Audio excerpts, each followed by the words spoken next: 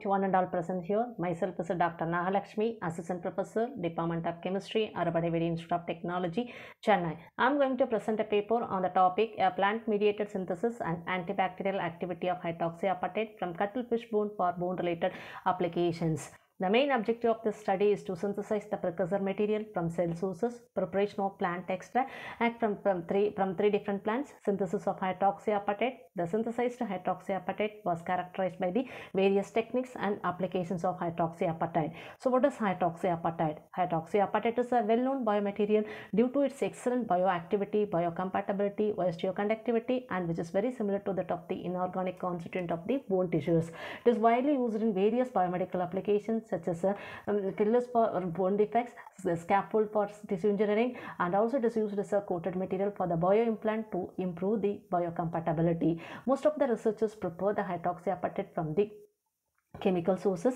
That materials has been used as a coated material for the bioimplant and it produced various problems. One of the most important problem in orthopedic is the bone infection by infective microorganisms. So in order to overcome these problems, we have prepared the hydroxyapatite from the cell sources. So there are plenty of cell sources are available in nature, but I have chosen cuttlefish bone. Why I have go with the cuttlefish bone? The cuttlefish bone contains a calcium carbonate in the form of aragonite. Along with this one, some of the minerals are present in it. These like a sodium, magnesium and strontium, these are all present in very trace quantity and which is plays an important role for the wound healing processes.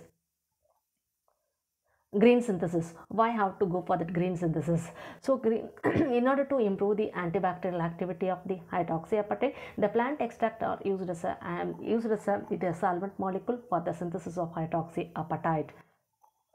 Some of the researchers propose the hydroxyapatite nanoparticle with different plants, but there are no specific reports on synthesis of hydroxyapatite from Cissus quadrangularis and Eucalyptus globulus plant for the synthesis of hydroxyapatite for bone-related applications. Because of that reason only I have chosen these kind of plants. So many medicinal plants are available, but I have chosen these three plants, and these three plants are having very good antibacterial, antimicrobial and antiviral activities. Apart from this one, the Cissus quadrangularis and Eucalyptus globulus plants are having a very good wound healing property as well as the osteoconductivity property. Because of that reason only these materials are chosen as the plant extract for the synthesis of hydroxyapatite for bone related applications.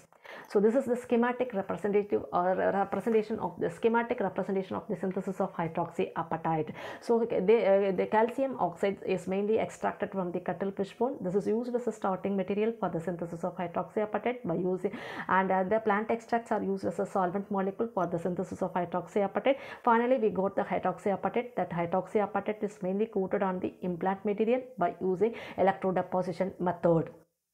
The coated material was characterized by the various techniques like FTR, XRD, the corrosion studies, EPISM, AFM and antibacterial activity.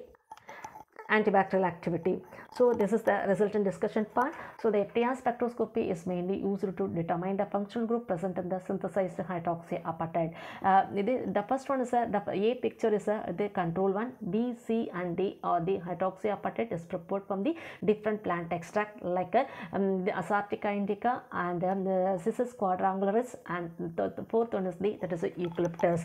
Very weak peak appears at 964 is due to the presence of stretching vibration of the phosphate molecule, and weak peak appears at 470 is due to the asymmetric stretching vibration of the phosphate molecule. A sharp and strong peak appears at 1026 and 1095 and double sharp peak appears at 601 and 563 are due to the presence of bending modes of phosphate molecule. Apart from this one, the maximum peak appears at 632 and 3574 are due to the presence of hydroxyl group in the hydroxyapatite crystal lattice.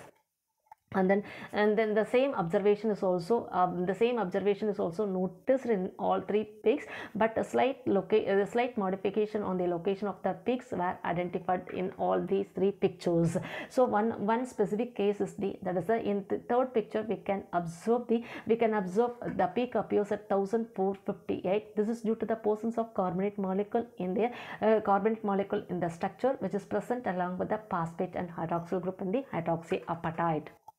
XRD analysis. The XRD analysis is mainly used to find out the structural parameters of the synthesized hydroxyapatite. The XRD patterns of all synthesized hydroxyapatite are well matched with the JCPD data for hydroxyapatite, which confirm that the prepared sample are pure and having a hexagonal crystalline structure. So the average particle size of the hydroxyapatite, synthesized hydroxyapatite, is mainly calculated from the XRD analysis. The control hydroxyapatite is having a very high crystalline, very high particle size when compared to the top of the plant mediated hydroxyapatite. So the plant extract, which this is due to the presence of biomolecules present in the plant extract, is mainly used to reduces the particle size. So this is the corrosion studies. The hydroxyapatite coated bioimplants are mainly the corrosion resistivity of the coated biomaterials are mainly tested by the polarization method. So in polarization method, the coated materials are immersed in the stimulated body fluid solution at 37 degrees Celsius and to run the experiments. So by using of this experiment, we can calculate the electrode potential and corrosion current and taffel slopes.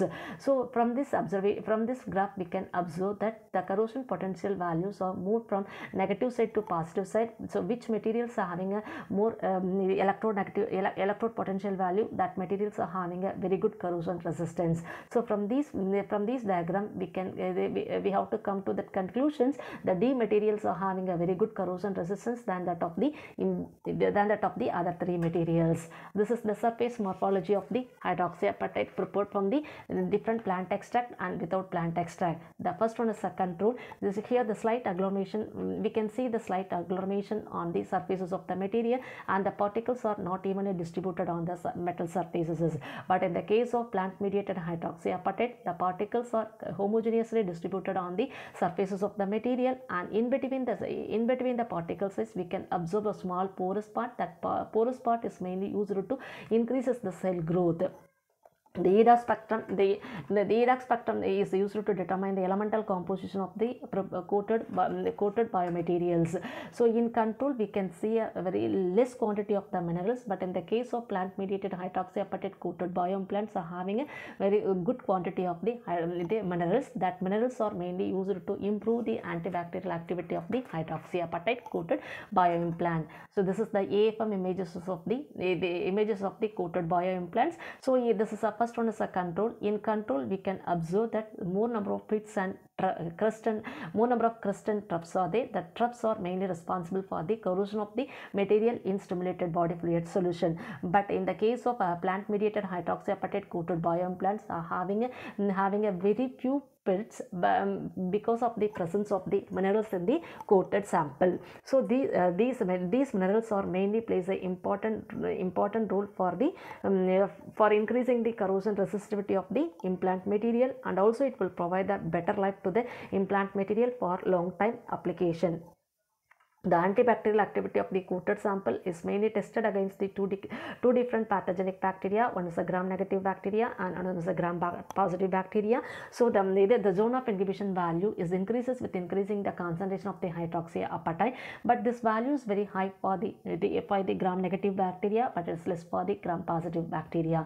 So finally, it is a conclusion from the hydroxyapatite was successfully synthesized from the cuttlefish bone with a different plant extract. The FTR spectroscopy is mainly confirms the different functional group present in the hydroxyapatite. The XRD spectroscopy confirms the crystalline nature of the hydroxyapatite. Electrochemical studies confirms that the hydroxyapatite synthesized from the plant extract have an excellent corrosion resistance than that of the control. The FESM confirms the surface morphology of the hydroxyapatite, and nanorod-like structures were observed in the plant mediated synthesis of hydroxyapatite compared to that of the hydroxyapatite without plant extract. So the EDOX spectrum mainly confirms that the hydroxyapatite synthesized from the plant extract have some minerals. These minerals are essential for the new cell growth, than the without plant extract. So the excellent antibacterial activity were observed against the E. coli and SRS or hydroxyapatite from plant extract than without plant extract. So from these data, we have to conclude that the corrosion resistivity and biologic and antibacterial activity of the bioimplants is increasing in this order. So this is a pH. That is the Cissus quadrangularis. The hydroxyapatite coated bioimplants are having a very good corrosion resistance than that of the other three things. So these are all my references for my research. Thank you for the opportunity given. Thank you.